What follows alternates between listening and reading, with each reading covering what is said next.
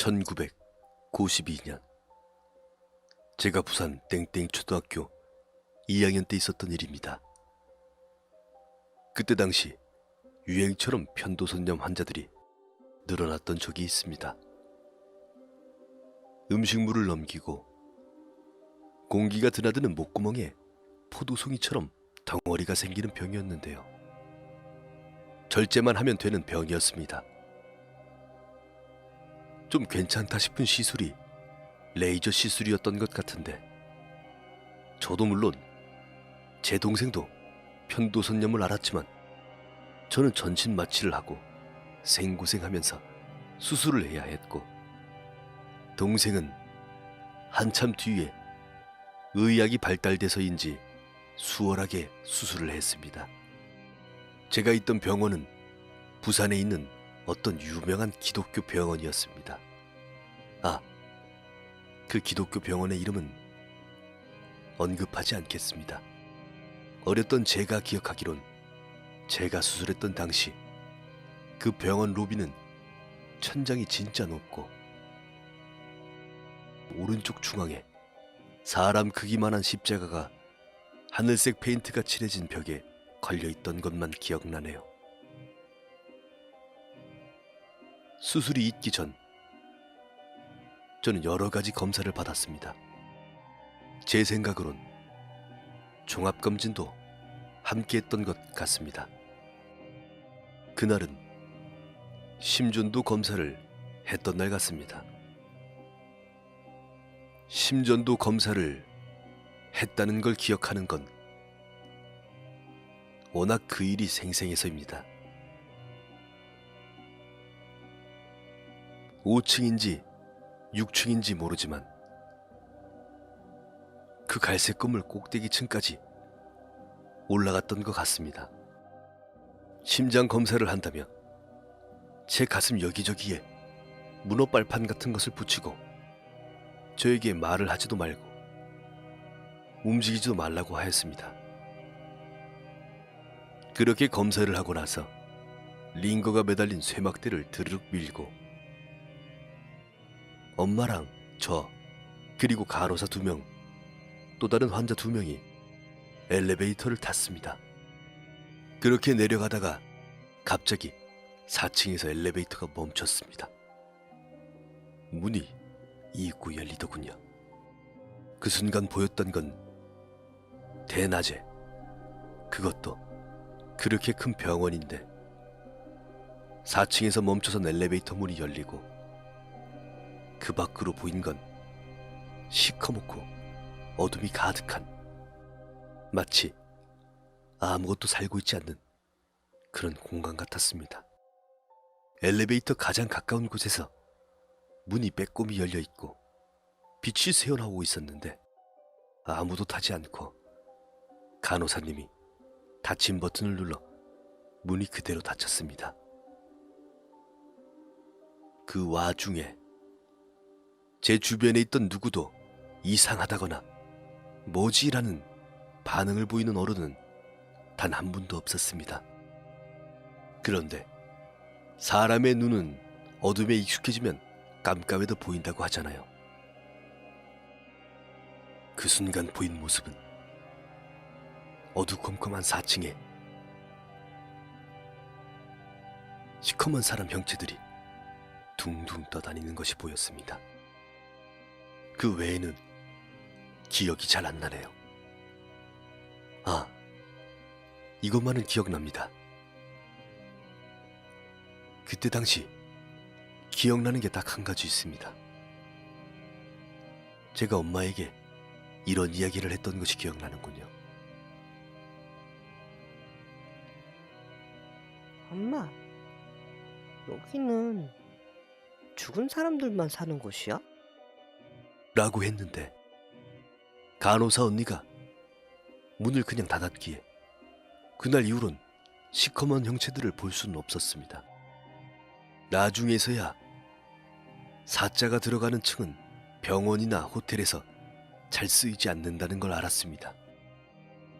근데 아직도 궁금한 건 지금 그 병원을 검색하면 그 건물 사진이 나오는데 그렇게 작은 병원도 아니었는데 그 층만 어둠으로 가득했던 건 참으로 이상합니다. 그리고 제 눈에 보였던 건, 아니, 제 눈에 보였던 검은 형체들의 사람들. 그것은 무엇이었을까요? 그리고 그 층의 정체가 궁금합니다. 정말. 아니, 4층은 잊지 않았던 층이었을까요? 아니면 4층에서 죽은 사람들이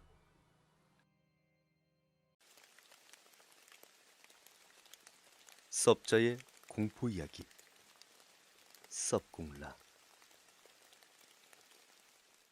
제가 어릴 적 살던 동네에는 근처에 큰 공터가 있었습니다. 큰 건물이 들어설 예정이었는지 그 공터에는 많은 건축 부자재들이 쌓여 있었습니다.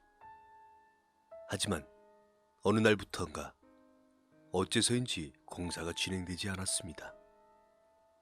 그렇게 방치던 공터는 어느덧 동네 아이들의 놀이터가 되어 있었습니다. 물론 소문난 말괄량이이자 장난꾸러기였던 저도 예외는 아니었습니다. 공터의 중간에는 아무도 살지 않는 흉가가 있었습니다. 사실 공사가 진행되기 전까지 가까이 하지 않던 곳이라 그 집에 사람이 언제부터 살지 않았는지는 잘 모르겠습니다. 공사가 진행될 쯤 이미 빈집이었습니다. 물론 사람이 사는 채로 공사가 진행되지는 않겠지만 말이죠. 그렇지만 작은 동네임에도 불구하고 그 집의 존재를 몰랐다는 것이 아직도 의문입니다. 더욱 의문인 것은 그 공터에 존재하는 집은 그 집 하나뿐이었습니다. 그 주위에는 사람이라곤 찾아볼 수 없었습니다. 아니, 사람들이 살고 있지 않았습니다. 어느 날은 저와 오빠와 동네 남자아이, 그렇게 셋이서 흉가를 탐험하기로 했습니다. 공사가 진행된 흔적인지 흉가는 사방이 흙으로 둘러싸여 있는 모양새였습니다. 집 안에도 흙이 가득했죠. 다 무너져가는 흉가 탓인지 대낮임에도 불구하고 묘하게 스산한 기운이 감돌았습니다. 하지만 그렇게 집을 탐험하던 저의 눈에 너무도 예쁜 바비 인형이 눈에 들어왔습니다. 어째서인지 이런 흉가에 이렇게 예쁜 바비 인형이 있었을까요? 아마도 이 집에는 제 또래의 여자아이가 살았나 봅니다. 빨간 드레스를 입고 있는 바비 인형. 너무도 예쁜 얼굴을 하고 있는 바비 인형이 마음에 든 저는 바비 인형을 품에 안고 집으로 돌아왔습니다. 그리고 몇 시간이 지난 뒤 우리 세 사람은 다시 그 흉가로 향했습니다.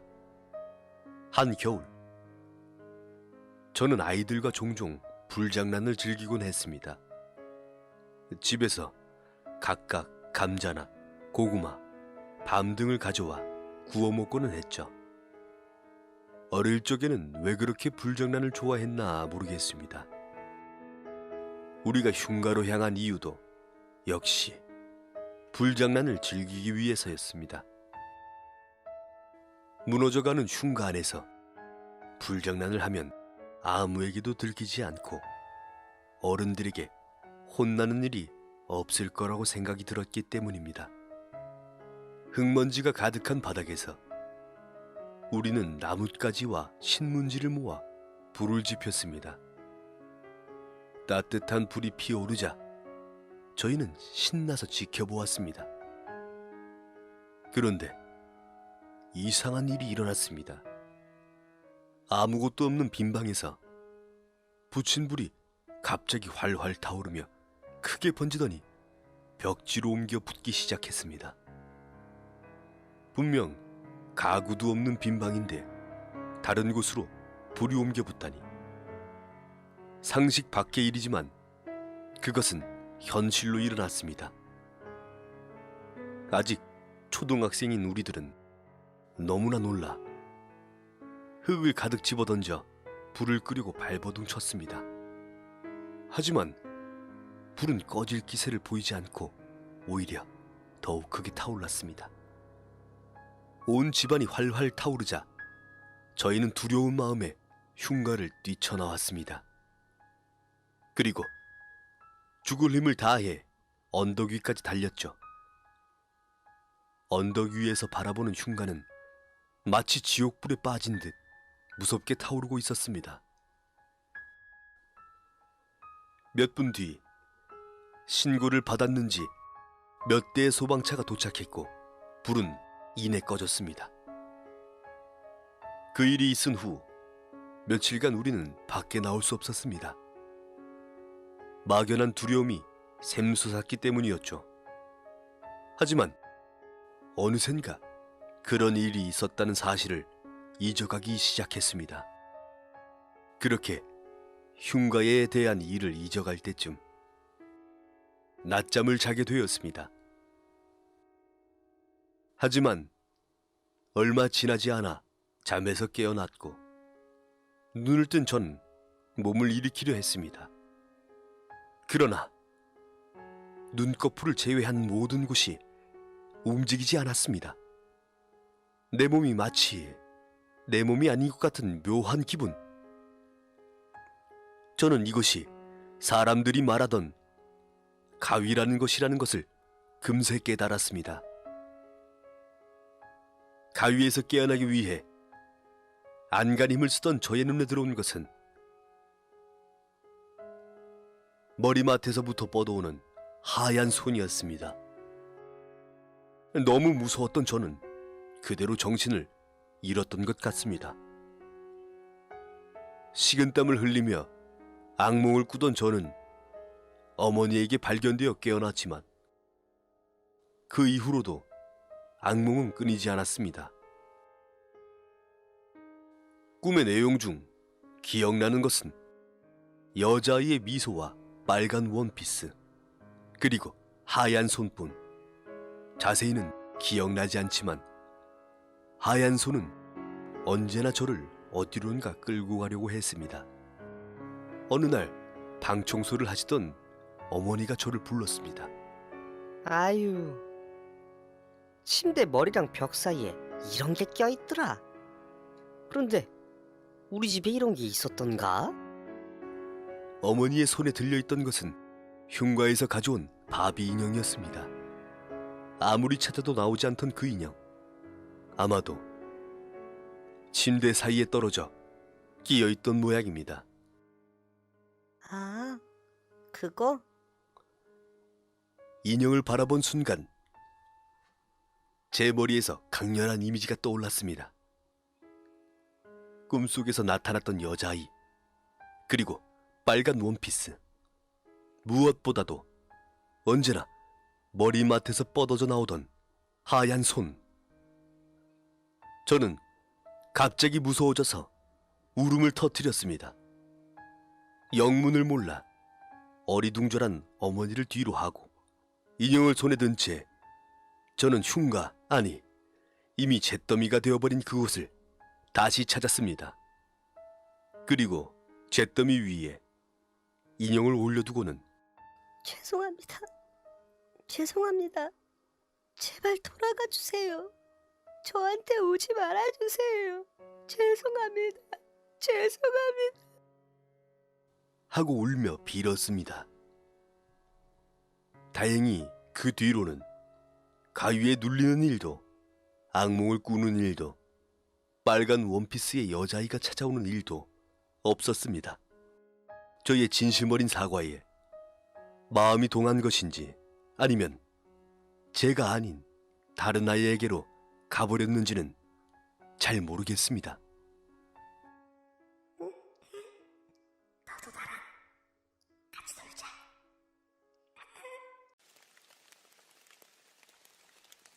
섭자의 공포 이야기. 섭공라. 새로 이사한 자취방. 건물은 오래되었지만 시세보다 저렴한 가격에 기분이 무척 좋았다.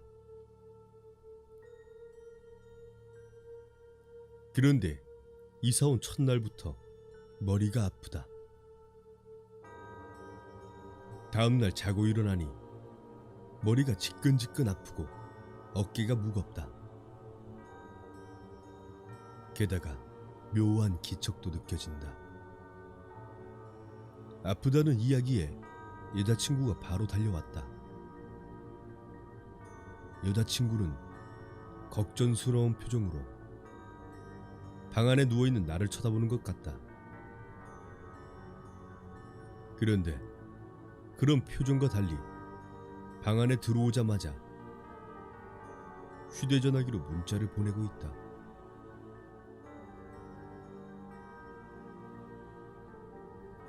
나는 여자친구에게 누구한테 보내는 거야? 라고 물어봐도 응? 이라는 말로 제대로 대답하지 않는다. 예민한 탓인지 설마 다른 남자? 라고 되물었는데 오히려 여자친구는 자기야말로 다른 여자랑 연락하는 거 아니야? 라고 발끈하며 대답했다. 예상치 못한 대답에 깜짝 놀랐다. 날 의심하는 거야? 라고 나 역시 발끈하며 휴대전화기를 확인시켜주려는 순간 문자가 도착했다. 최악의 타이밍이었다. 어차피 광고겠지 하며 문자를 확인하는데 여자친구의 문자다. 절대 뒤돌아보지 마. 아무것도 묻지 말고 빨리 방을 나가자.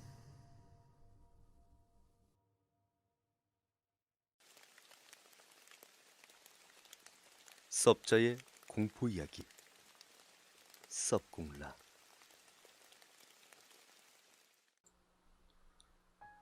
제주도는 지리적으로 화산암 반지대로 비가 오면 거의 대부분은 땅으로 흡수됩니다.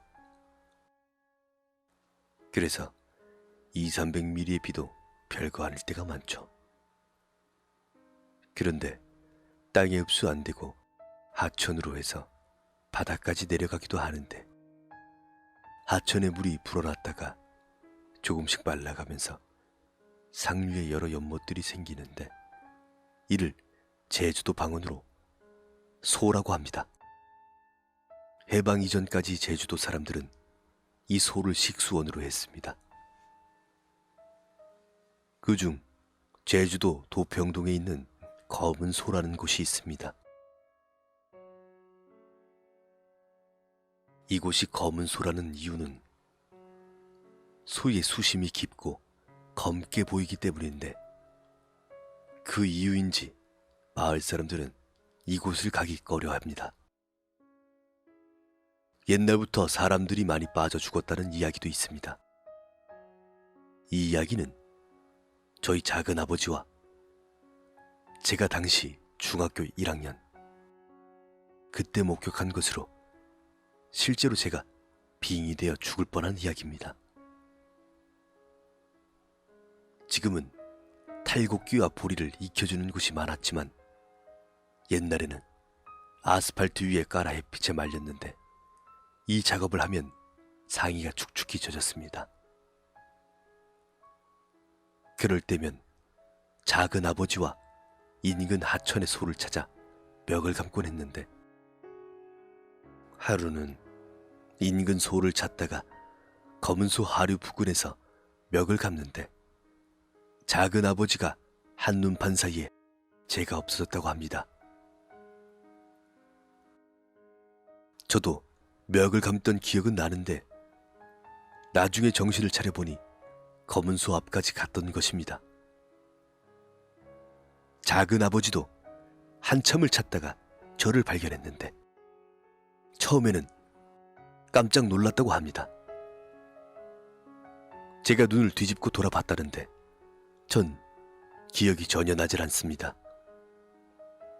그 일이 있은 후에 저희 할머니가 저를 데리고 유명한 신방을 찾아가서 앵맞이 굿을 했는데 앵막이 안 된다고 하는 것입니다. 이유인 즉 바로 제 옆에 처녀 귀신이 붙어 있기 때문이라고 합니다.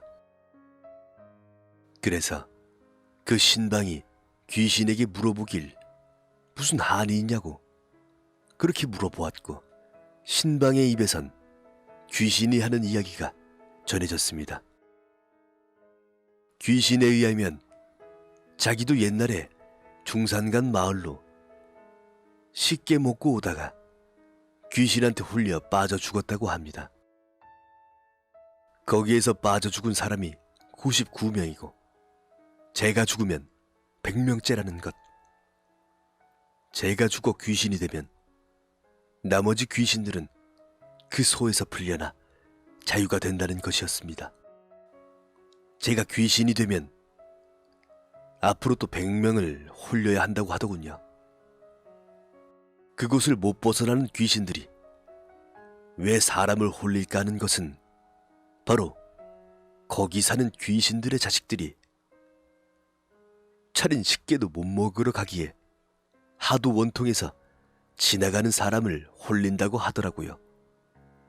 이유야 어쨌든 저를 살리기 위해 앞으로의 사고를 예방하는 차원에서 그 소를 찾아가 굿도 하고 앵마기도 했습니다. 덕분인지 저는 아직 살아서 이 글을 쓰고 있죠. 그 후 지하수 관정이 많이 뚫리는 바람에 소의 수심이 아주 낮아져서 사고도 많이 줄은 상태입니다. 21년이 지난 지금 저는 이 지역 주민센터에서 일을 하고 있습니다. 그 소 근처로 올레길이 났더군요. 그런데 어느 날 괴이한 소문이 들렸습니다. 한 여자 올레꾼이 근처를 지나다가 여자 울음소리에 끌려 그 소로 가다가 갑자기 신발이 벗겨지는 바람에 정신을 깨보니 절벽 바로 앞에 있었다는 것입니다. 그 이후로 올레꾼들 사이에서는 절대 오후 4시 이후로는 혼자 다니지 말라는 소문이 났었습니다. 저는 경험자이기에 진상을 파악하고자 검은 소에 가서 사진을 찍었습니다. 그런데 정말 아름답기 그지없더군요. 그곳은 무시무시한 연못이 아니라 하나의 그림 같았습니다. 이제 와서 생각해보니 공포는 어둡고 으스스한 곳보다는 정신을 혼미하게 할 정도로 아름다운 것이 더 치명적으로 다가올 수도 있다는 것입니다. 아직도 저녁 늦게 그곳을 지나면 귀신의 울음소리가 들린다고 합니다. 그리고 이곳은 너무나도 아름답습니다. 내 목숨을 다 바쳐서, 아니, 뛰어내리는 한이 있더라도 섭자의 공포 이야기 섭공라.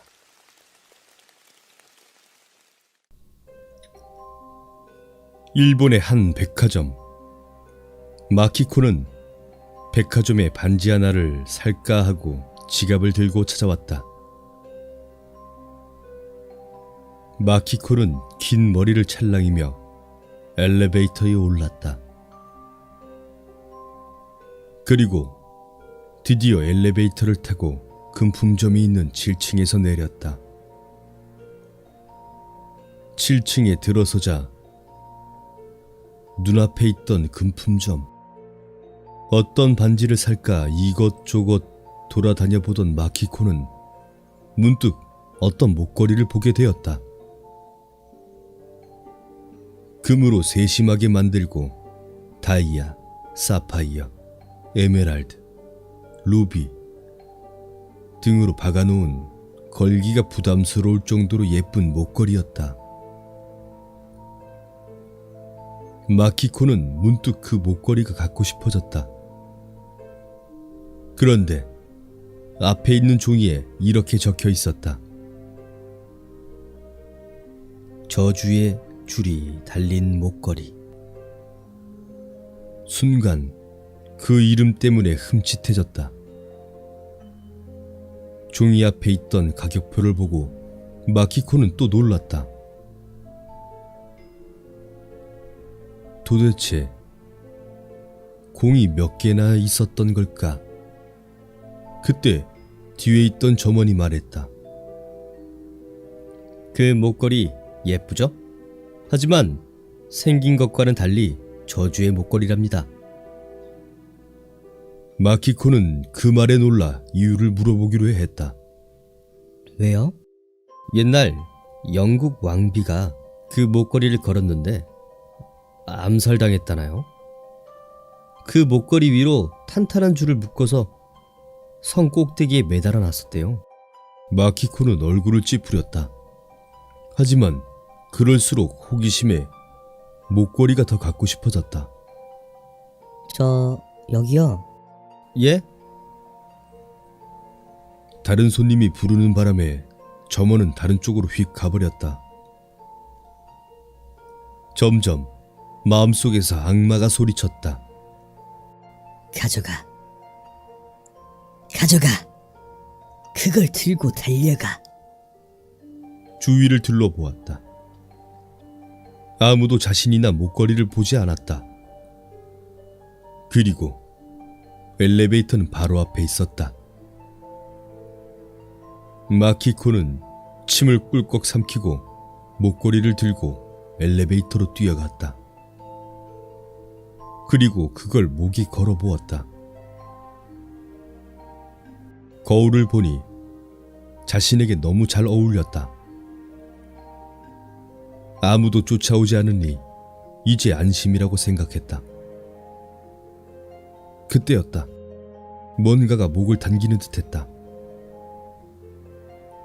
목걸이 끝에는 희미할 정도로 얇은 줄이 묶여 있었다. 아! 순간 마키코의 끔찍한 비명이 들려왔다. 그리고 다시 백화점엔 이런 소리가 들려왔다. 아유, 또 죽였다죠. 예. 그 왕비가 죽었을 때 자신의 긴 머리가 거기 같이 엉켜 있었대요. 그 후로 경매로 어떤 부잣집 여자한테 넘어갔는데 글쎄 다음 날은 목맨 시체로 발견됐더래요. 그 목걸이가 하늘에 떠 있었다나? 알고 보니 머리카락 같은 게 거기에 묶여서 천장에 매달려 있더래요. 그 부잣집 여자도 머리가 길었대죠. 예.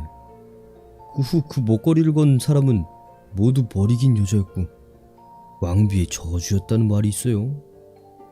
아유, 무서운 저주네. 그러게.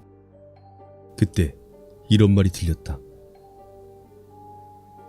내가 그걸 왜 걸었지? 점원들은 놀라 뒤를 살펴봤다. 아무도 없었다. 그 후 그 백화점에 손님은 줄어 결국 폐쇄되고 그 백화점 지하실에는 아직도 그 목걸이가 다음에 걸어줄 사람을 기다리고 있다고 한다. 섭자의 공포 이야기 섭공라.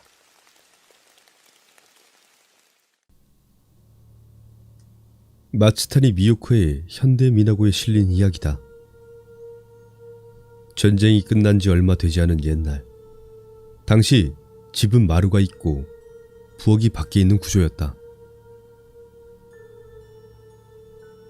택시기사 부인이 5살 된 아이를 남기고 죽었다. 아버지는 일 때문에 집을 비우고 있는 시간이 길어 옆집 사람에게 아이를 맡기는 일이 많았다. 하지만 택시기사라는 일이 정시에 끝난 일도 아니고 늦게 들어오는 일이 많아 친절하게 보살펴주고 있던 옆집 사람도 점차 인내심의 한계를 느껴 아이를 혼자 두고 집에 돌아가는 일도 많았다. 그럴 때마다 아이는 외로워서 아버지가 돌아올 때까지 부모님의 이름을 부르며 울고 있었다. 어느 날 아이의 울음소리는 멈추고 웃음소리가 들려왔다.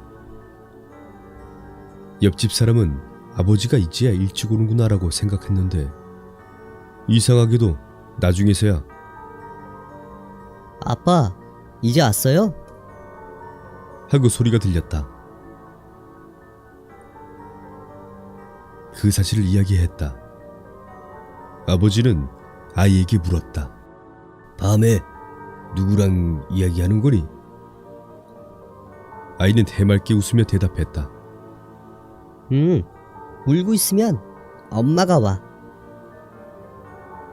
아이의 대답에 놀라움을 금치 못한 아버지가 다시 물었다. 그래서 어머니가 어디서 오는데? 그러자 그 아이는 마루를 가리키며 마루에서 엄마가 기어 나와.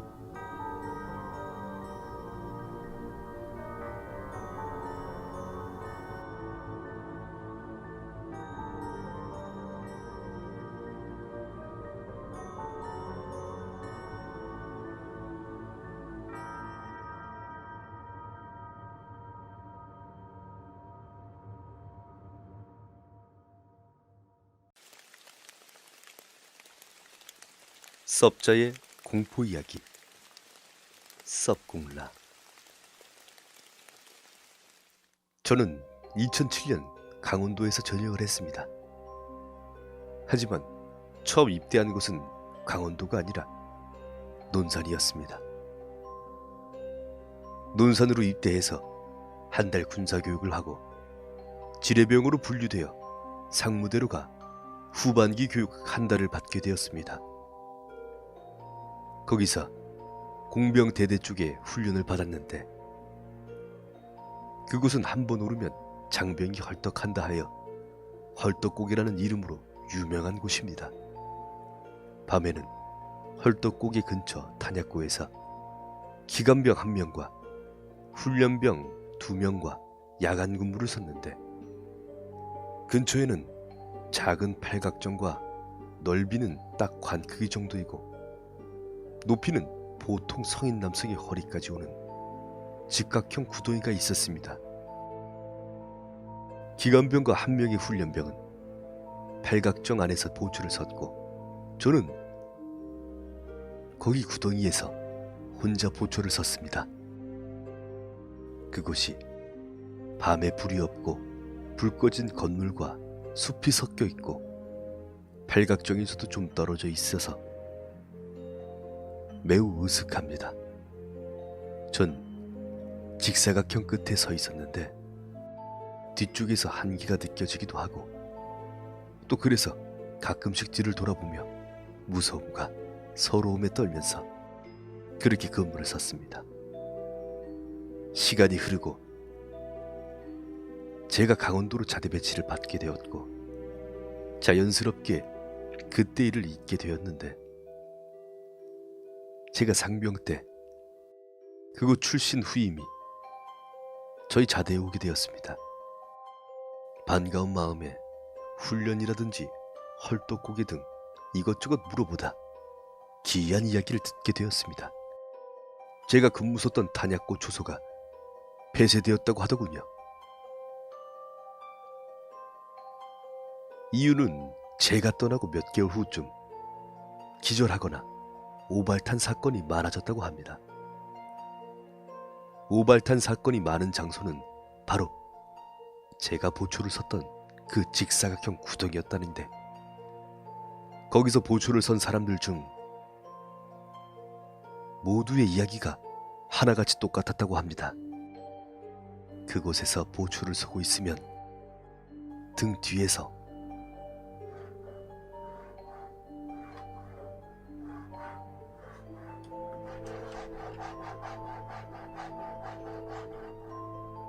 이렇게 사각사각 흙을 파는 소리가 나더랍니다. 그리고는 소리가 나는 쪽을 향해 뒤를 돌아보면 검은 형체의 무언가가 흙을 열심히 파다 병사들을 계속 쳐다봤다고 합니다. 다들 그 검은 형체를 보다가 기절을 하거나 총기 오발 사고가 나서 결국은 그 초소를 폐쇄했다고 하더군요. 그렇다면 제가 있을 땐 왜 안 나왔으며 또한 그 검은 형체는 도대체 무엇이었을까요?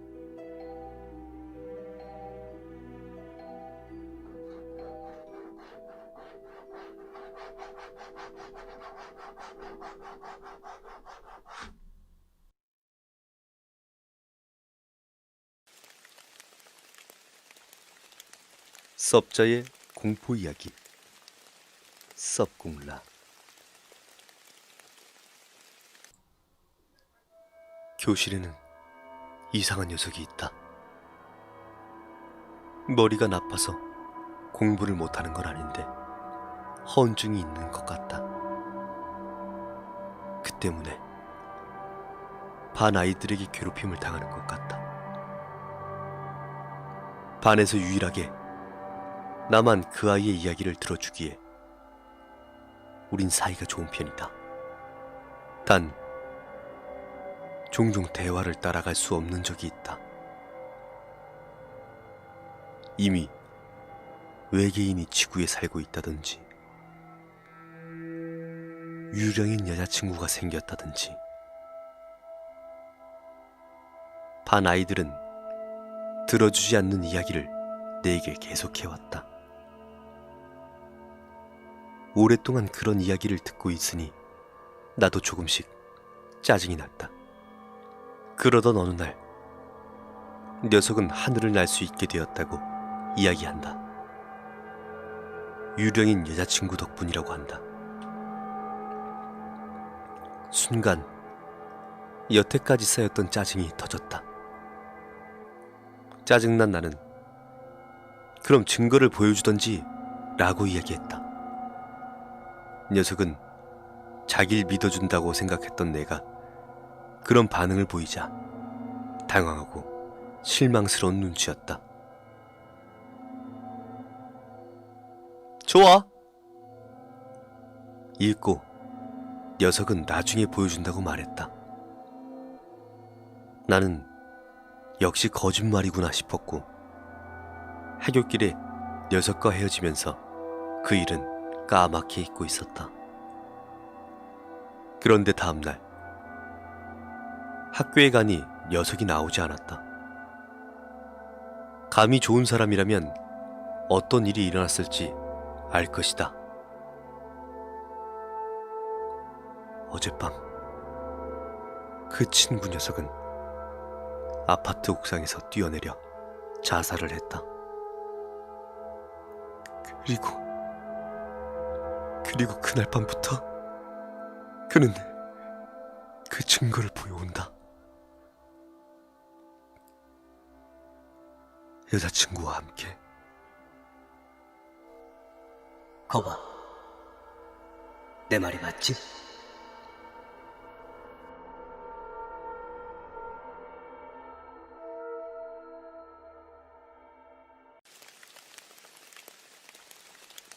섭자의 공포 이야기 섭공라.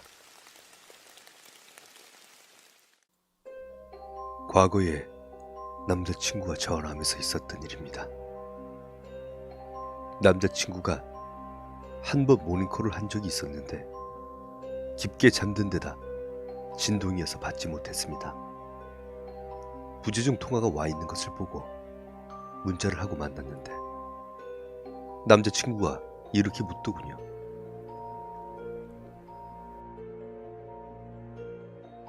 아까 왜 울었어? 그래서 저희가 이렇게 말했죠. 응? 무슨 소리야?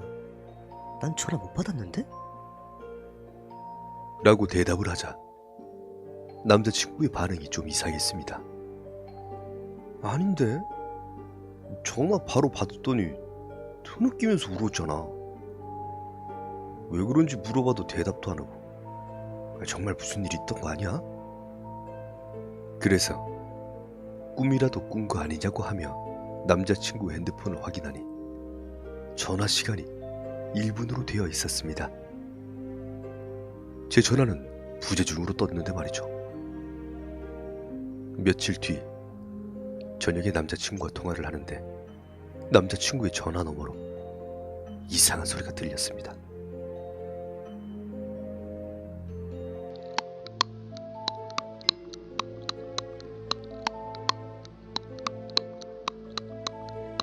이런 반복적인 소리가 들렸습니다.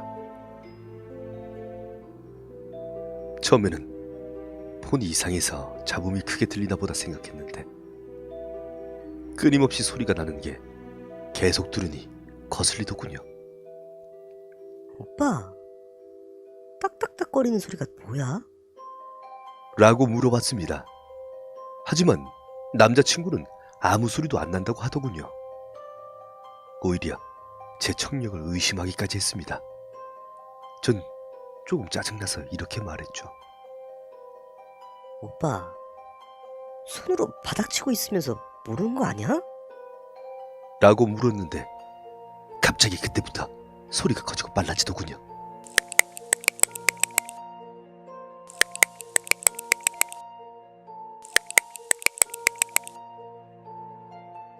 남자친구는 계속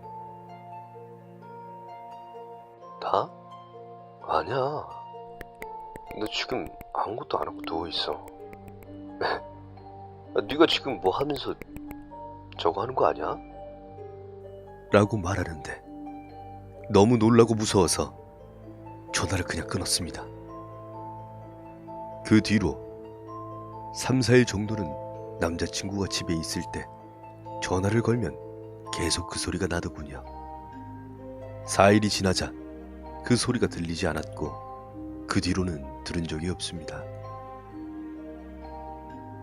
며칠 동안 겪은 기이한 일인가 싶은데 한 가지 신경 쓰이는 일이 있습니다. 그 소리가 나지 않던 날, 그날 남자친구의 친척이 돌아가셨습니다. 남자친구를 정말 애지중지하던 고모님이셨다는데 돌아가시기 며칠 전부터 심하게 지병으로 아프셨다고 하네요. 우연의 일치가 아닐까 싶기도 한데 그 고모님이 평소에 저를 좋아하지 않았던 걸 생각하니 왠지 우연이 아니라 그 딱딱거리는 소리와 울음소리는 연관이 있던 게 아닌가 싶습니다. 그 뒤로 딱딱거리는 소리를, 그 뒤로 딱딱거리는 소리를, 뒤로 딱딱거리는 소리를.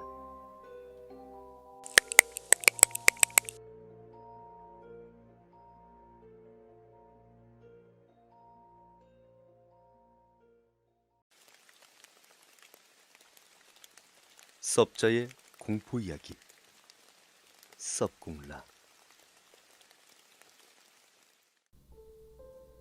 꿈속에서 소녀는 장례식에 초대받았다.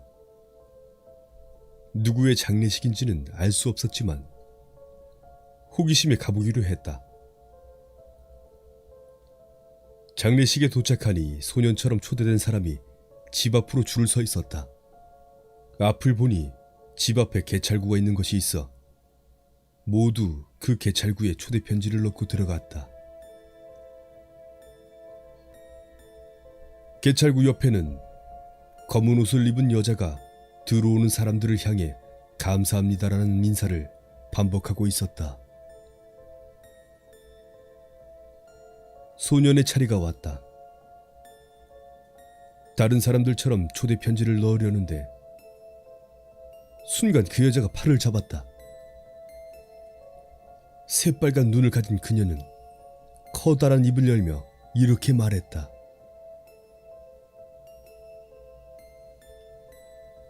겨우 찾았네? 여기서 꿈에서 깨어났는데 이미 온몸은 땀으로 젖어 있었다. 뭔가 심상치 않는 꿈이라 생각해 평소 영감이 있기로 소문난 친구들에게 꿈 이야기를 들려주었다. 그리고 말이야. 깨어나 보니 방구석에 그 여자가 서 있는 거야. 꿈 이야기를 하면서 친구를 무섭게 하려고 마지막에 농담을 해봤는데 오히려 친구는 진지한 표정으로 말했다. 알고 있어. 지금도 그 여자 널 쳐다보고 있는걸?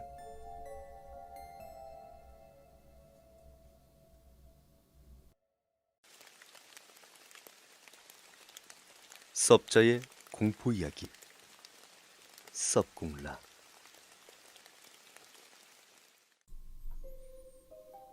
어떤 군대에서 일어난 일입니다. 한 A라는 군인이 있었습니다. 그 군인은 목류병이 있었는데 자면서 돌아다니며 다른 군인들의 머리를 친다는 것입니다. 하지만 A 자신은 그 사실을 전혀 알지 못했죠. 어느 날 A보다 높은 계급의 군인이 A에게 와서 야, 왜 자꾸 나랑 다른 군인들의 머리를 치는 거야? 라고 물었습니다. A는 제가 어떤 꿈에서 제가 어떤 꿈을 매일 꿉니다. 수박들이 많이 놓여있는 밭을 꾸죠. 전 항상 수박을 먹으려고 수박에 머리를 칩니다. 하지만 며칠이 지나도 수박은 익지 않아요. 순간 병장은 소름이 돋았다. 수박을 두들겨 익었는지 알 수가 있는데 그렇다면 꿈속에서 수박이 익었다면 어떻게 되었을까요?